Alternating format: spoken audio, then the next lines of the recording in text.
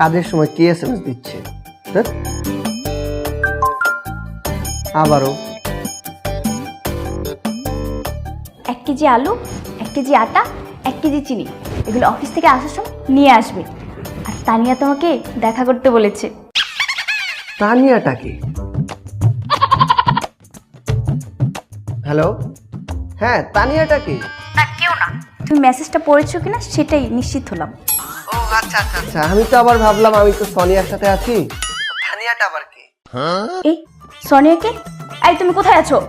আমি আমি এই তো এই বাজারের কাছাকাছি, বাজারে ঢুকবো আর কি। তুমি বাজারে ওয়েট করো, আমি 10 মিনিটের ভিতরে আসছি। আচ্ছা ঠিক আছে, আসো। 10 minutes later.